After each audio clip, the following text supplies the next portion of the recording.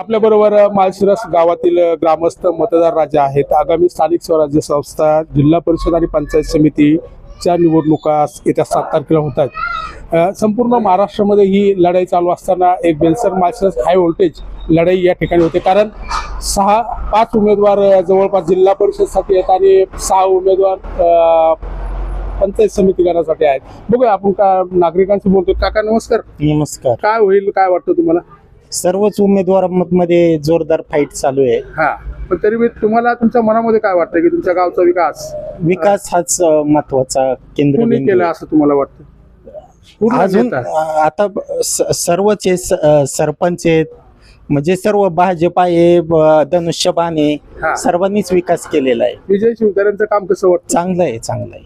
अच्छा, त्यांचे जे उमेदवार आहे डॉक्टर रमेश इंगळे आणि तुमच्या गावचे दुसरे जे आहेत त्यांचा पण चांगला आहे. जो शरद यादव त्यांचं माऊली काकांचंही काम चांगलं आहे. ओके, पण तुम्हाला काय वाटतं मनामध्ये? दोन्ही चांगले आहेत उमेदवार. बापूंचं काम चांगलं आहे.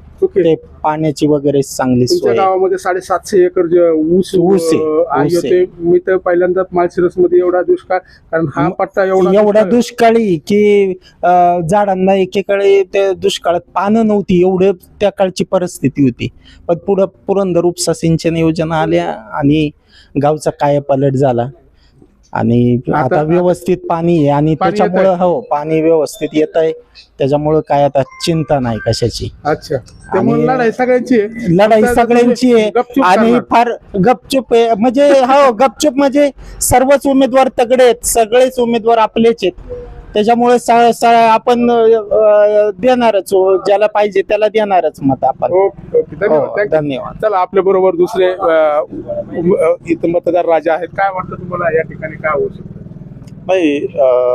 आता येणाऱ्या 7 तारखेला जी निवडणूक जिल्हा परिषद पंचायत समितीच्या माध्यमातून या ठिकाणी होते, पण सगळ्यात महत्वाचा आणि सगळ्यात आशेचा किरण की या भागात निवडणूक ज्या टप्प्यावरती येऊन थांबली, तो टप्पा असा आहे की पुरंदर मधील आणि या बेलसर माळशिरस मतदारसंघातील सर्व लोकांना पाण्याचा ज्वलंत प्रश्न आहे आणि तो प्रश्न फक्त विजय बापू शिवतारे यांनीच सोडवलेला आहे आणि त्यांच्याच माध्यमातून सुटलेला आहे. आता त्याच्यात बघा तुम्ही, याच्या पाठीमागच्या पंचवार्षिक मध्ये आमदार संजय जगताप सर होते, त्यावेळेस पाण्याची बिकट अवस्था निर्माण झाली होती. परंतु आम्ही अशा ठिकाणावरून येतो की पुरंदर तालुक्यातील पहिला टँकर ज्या वाढीव चालू आहे त्या किल्लेवाडीवरून आम्ही येतो. तर त्या ठिकाणी जेव्हापासून ही योजना चालू झाली तेव्हापासून सगळं सुरळीत चालू आहे आणि त्याचं सगळं श्रेय विजय बापू शिवतारे यांचं आहे. आणि म्हणून आम्ही तर, माझं वैयक्तिक असं मत आहे की लोकांनी कुठल्याही भूलथापाला बळी न पडता आपल्याला पाण्याचा प्रश्न जो सोडवेल, विमानतळाचा प्रश्न ज्यांनी या ठिकाणी आणला, IT पार्कचा प्रश्न असेल, रस्त्याचे प्रश्न असेल, हा सर्वांगीण विकास तालुक्याचा करण्यासाठी विजय बापू शिवतारेंची गरज आहे. म्हणून त्यांच्या विचाराची माणसं निवडून देणं गरजेचं आहे. डॉक्टर रमेश इंगळे आणि तुमचे जे शरद यादव आहे त्यांच्यामध्ये तुमचं काय मत आहे? नाही, दोन्ही उमेदवार शेवटी बापूंनी कुणी उमेदवार दिला हे महत्वाचं नाही. आमचा उमेदवार धनुष्यबाण, बापूंनी ज्या दगडाला सिंदूर लावला तो आमचा देव. अच्छा, निवडून येणार, 100% येणार, कारण कामाच्याच भरोशावरती निवडून येणार आहेत ते. Okay okay okay. काय वाटतं तुम्हाला दादा?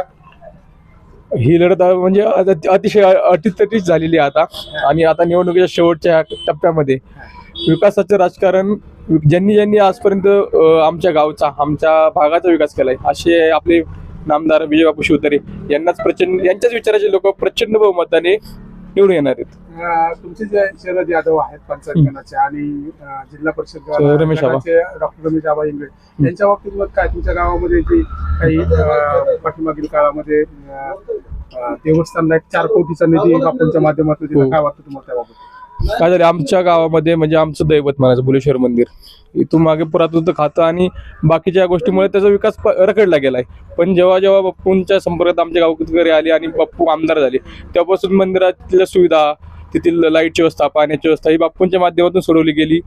प्लस इथं वृक्षाच्या पाण्यात एवढं गावात फिरलं की जिथं इथल्या महिला ज्या घाटाखाली यवतला कामाला जायच्या तिकडच्या आता यवतची माणसं इथं माळशिरसमध्ये कामाला यायला लागतात. हा काय पालट झालाय. म्हणजे जो विकास म्हणतो ना, म्हणजे दुष्काळातून आम्ही आता समृद्धीकडे चाललोय आणि अजून भरपूर विकास होणार आहे. बापूंच्या मार्गदर्शनाखाली इथून पुढच्या येणाऱ्या 5 वर्षात आमचे जे दोन्ही उमेदवार आहेत रमेश आबा आणि शरद यादव हे भरपूर विकास निधी खेचून आणतील आणि या भागाचा काय पालट होईल. ओके दादा, त्यामुळे धनुष्यबाणाची हवा. हो, धनुष्यबाणाचीच हवा फक्त. तुम्हाला काय वाटतं दादा? नाही, मी अजित पवारांमुळे नको शांत आहे. बरं, ओके, धन्यवाद.